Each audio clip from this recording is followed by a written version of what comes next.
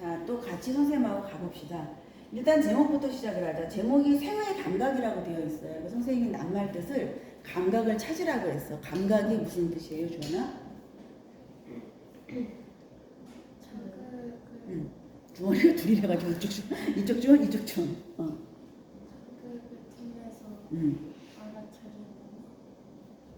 자극을 통해서 뭔가를 알아차린 느낌을 얘기를 하는 거잖아. 그러니까 생의 감각이라고 하는 것은 다른 말로 생이라고 하는 것을 내가 느꼈다. 생은 살아있다는 뜻이죠. 그러므로 살아있음을 느꼈다. 있음을 느낌. 내가 지금 살아있다는 사실을 느꼈다라는 얘기예요. 이거는 공간적인 배경도 아니고 그리고 시적 대상도 아니고 뭐야? 이 시의 내용이 메시지가 내가 살아있다는 것을 느꼈다는 뜻이다 라는 얘기가 되겠죠. 그래서 이게 이 작품의 주제예요. 메시지라고 하는 게 주제잖아. 이 작품은 주제를 주고 있어. 여기 나와 있는 우리가 볼 이 작품의 내용은 내가 살아있다는 사실에 대해서 강조해서 부각해주는 내용을 지금부터 다루게 될 거야. 내가 살아있다는 걸 느끼는 거는 굉장히 중요한 문제다라고 이 시는 말해주고 싶은 거예요. 자, 도대체 어떤 상황에 처해 있기 때문에 화자가 이걸 굉장히 강조하게 되는 걸까? 화자부터 봅시다. 시적 대상은 등장하지 않아요. 그런데 보니까 어쩌고 저쩌고 저쩌고 해서 네 개로 나라고 하는 화자가 등장을 하죠. 그러니까 이거는 화자의 화자가 나야. 그 화자의 어떤 내면의 생각, 내면의 생각이나 또는 내면의 의지나 이런 것들을 다루고 있는 거다. 나 혼자의 생각이다. 우리가 이렇게 파악을 하면 됩니다. 시적 대상이 등장을 해서 말을 건넬 때 우리가 그거를 뭐라고 얘기하냐면 보통 말을 건네는 어조가 사용되고 있다 이렇게 얘기를 해요. 근데 여기는 시적 대상 청자가 시적 대상은 청자만이 아니야. 조금 수정할게. 청자가 등장할 경우에 말을 듣는 사람, 시적 대상은 시 안에서 화자가 중요하게 생각하는 대상들은 다 시적 대상이라고 얘기할 수 있어요. 근데 그 중에서 내가 누군가에게 말을 했을 때 말을 들어주는 상대방을 우리는 청자라고 얘기를 하거든. 청자가 등장을 하게 되면 그 경우는 우리가 말을 건네는 어조 이렇게 얘기를 해요. 이거는 말을 건네는 어조가 아니라 나 혼자의 생각이다. 강야도 그랬죠? 자, 그 다음으로 가보자. 화자가 놓여있는 시공간적 배경을 보기로 합시다. 시간적 배경과 관련된 표현이 뭐가 있을까요? 뭐가 있어요? 시간적 배경과 관련된 표현. 여러분이 찾은 단어가 있죠? 여명이라는 뜻이 뭐예요? 여명이 희미하게 날이 밝아올 무렵의 색깔을 여명이라고 얘기를 하잖아요. 그러니까 아주 이른 새벽이라고 보면 됩니다. 그러니까 그게 시간적 배경이지. 여명의 종이 울린다. 지금 이른 새벽을 알려주는 종이 울리고 있다라고 시작을 하잖아. 이른 새벽이겠지 그렇다면. 시간적 배경. 그래서 이게 이제 시간적 배경이에요. 그런데 이 시간적 배경은 종이 울린다가 뭐야? 현재의 시간적 배경이죠. 공간적 배경을 찾아야 되는데 공간적 배경에 대해서 또 딱히 나와 있는 공간의 개념이 없습니다. 많은 하나가 찾아진다. 화자가 놓여있는 공간 어디예요? 화자는 어디 서 있다? 무너지는 두 개 섰다라는 표현이 나오죠. 근데 이게 표현이 다른 게 쟤는 지금 현재잖아. 얘는 섰다가 과거형으로 되어 있잖아. 그러니까 현재는 어딘가 정확하게 안 나와. 그런데 과거는 내가 어디 있었냐면 무너지는 두 개 있었어. 그래서 이거는 과거의 공간적 배경이에요. 그러면 우리가 알 수 있는 게 이 시에서는 현재의 상황과 과거의 상황 두 개를 보여주고 있다. 현재 상황에서 출발해가지고 뭔가 그 이전의 과거에 나한테 무슨 일이 있었는지를 얘기해주고 있는 시구나. 그리고 그 무슨 일을 겪고 나서 제목, 메시지, 내가 살아있다는 걸 느꼈다는 뜻이구나. 이렇게 흐름을 잡을 수가 있지, 윤곽을. 그러면 다시 처음에 현재로 돌아가죠. 현재는 매우 희망찹니다. 새벽종이 울립니다. 그리고 새벽별이 반짝반짝하고 사람들이 막 깨어나가지고 사람들이 같이 산다는 건 내가 사람들의 어떤 존재를 느끼는 거잖아. 다 잠들어가지고 쥐죽은 듯이 있는 캄캄한 밤은 사람들이 살아있다는 걸 우리가 느낄 수가 없잖아. 그러니까 새벽에 사람들이 같이 산다고 얘기하는 거는 이제 사람들이 일어나서 활동하기 시작해. 그걸 내가 느끼는 거예요. 새벽에 상쾌한 어떤 움직임들을. 닭이 울고 개가 짖고 온갖 생명의 소리들이 깨어나고 있어. 그리고 오는 사람도 있고 가는 사람도 있고 사람들이 분주하게 출근도 하고 움직이기 시작해. 그래서 첫 번째 연에서 보여주는 건 현재의 상황을 매우 역동적으로 보여주고 있어요. 현재 새벽이라고 하는 이른 시간에 사람들만이 아니라 살아있는 모든 것들이 일어나서 깨어나 움직이기 시작하고 있다. 살아있다는 것을 확인하는 시간이다라고 얘기를 할 수 있어. 새벽이라고 하는 것. 화장의 그런 공간적 배경을 우리가 상상해 본다면 새벽에 뭐 새벽 종도 듣고 새벽 별도 보고 이러면은 아마 뭐 집에 있지 않겠어요? 그죠? 뭐 특별히 공간에 집 이렇게 안 나왔는데 뭐 호텔 뭐 이렇게 나오진 않았잖아. 근데 어딘가 안에서 자기도 깨어나 일어나 움직이면서 다른 모든 것들이 깨어나는 기척을 느끼면서 희망찬 새벽이야 이렇게 생각을 하고 있겠지? 그럼 두 번째로 가자. 아까 사람 얘기를 했거든요. 마지막 부분에. 그런데 오는 사람이 내게로 오고 가는 사람이 다 내게서 간다. 그래서 사람들이 오는데 오는 사람이 다 내게로 와. 그 다음에 어떤 가는 사람도 있으면 다 내게서 가. 결국은 오는 사람이든 가는 사람이든 그 중심에 누가 있다? 내가 있다. 모든 것의 중심은 나다라는 뜻이에요.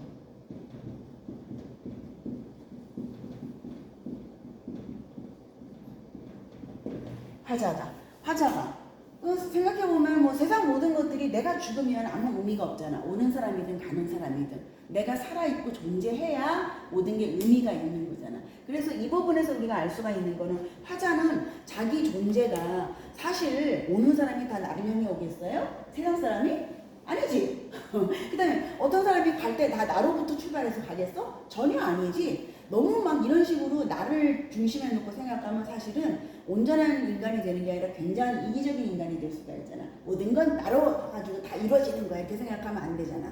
그런데 불구하고 화자는 그렇게 얘기를 하고 있는 거는 여기서는 이기적인 나가 아니라 나라고 하는 존재가 얼마나 중요한가. 내가 없으면 오는 사람도 없고 가는 사람도 없는 거다.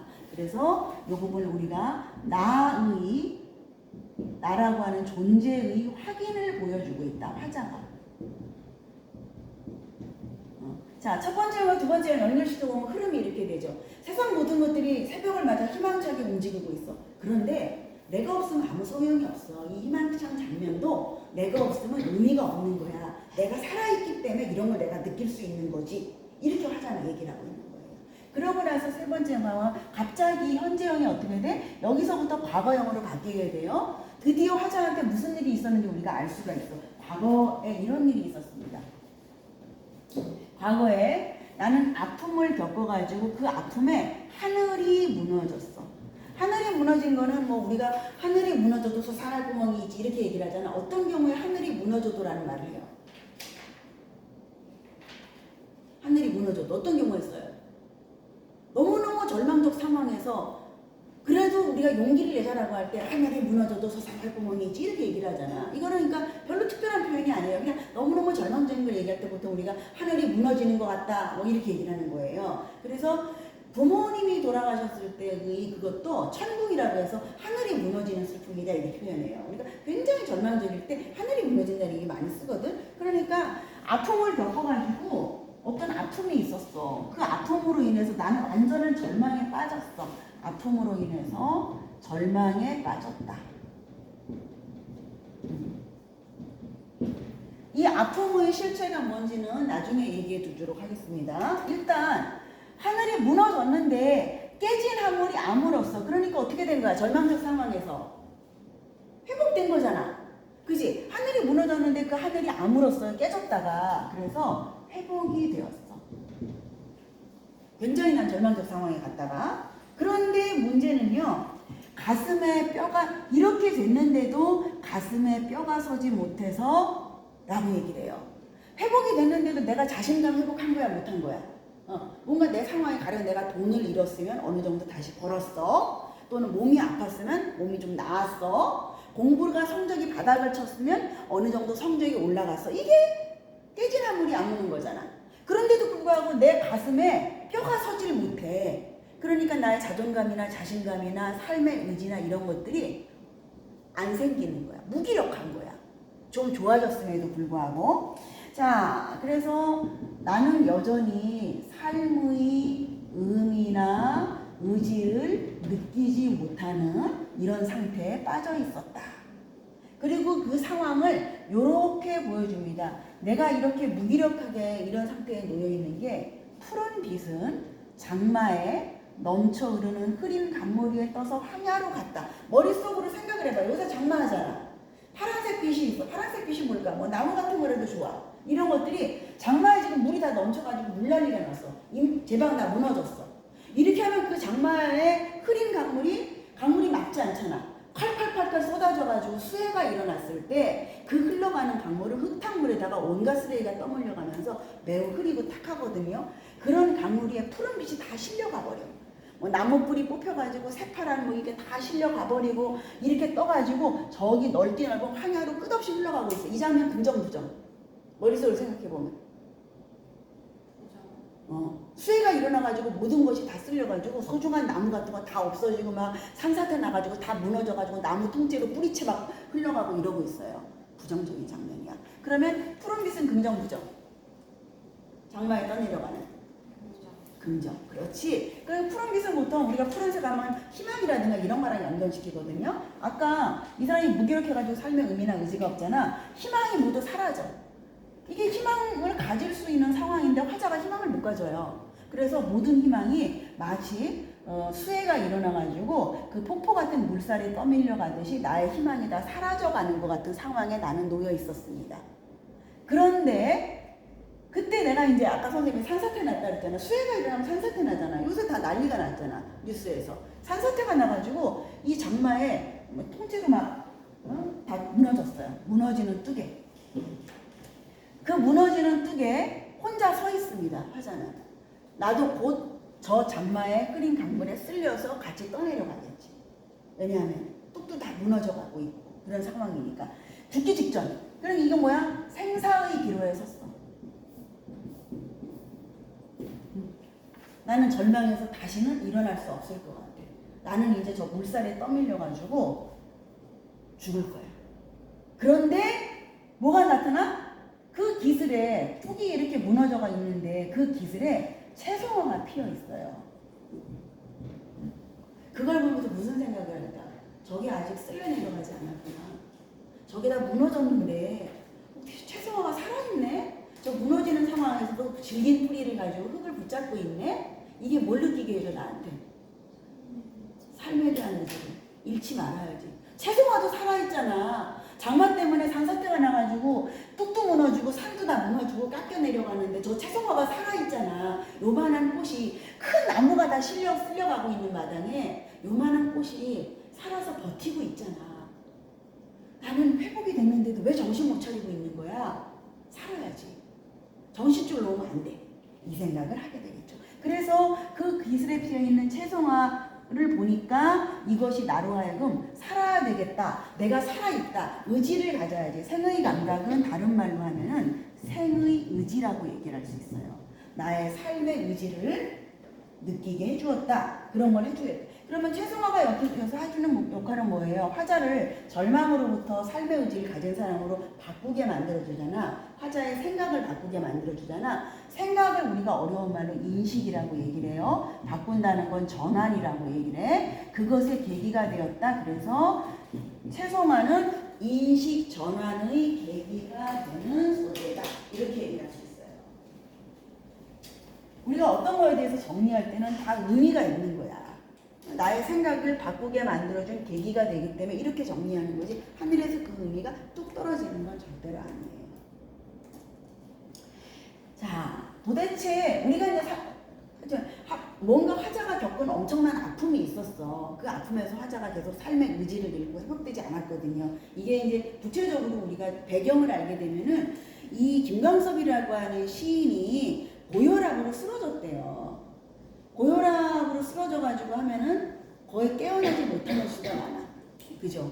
그냥 죽는 경우가 많아요. 또는 깨어나도 반신불수가 된다거나 장애가 난다거나 이런 경우가 되게 많아요. 이 사람이 일주일 동안 깨어나지 못했대.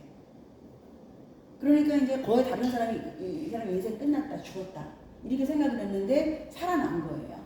살아나가지고 이제 몸이 아직 불편하고 이러겠지. 그래서 조금씩 회복이 되는데 너무나 충격적인 그 고통스러운 병고를 겪고 나니까 삶의 의지가 생기지 않고 너무 무기력한 거예요.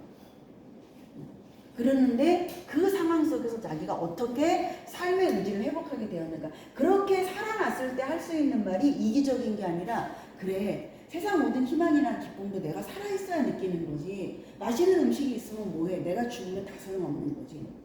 내가 건강이 얼마나 중요한가, 나란 존재가 얼마나 중요한가를 깨닫게 됐다. 이렇게 얘기할 수 있는 거지. 이렇게 해서 세 개의 작품을 다 봤고요. 그러면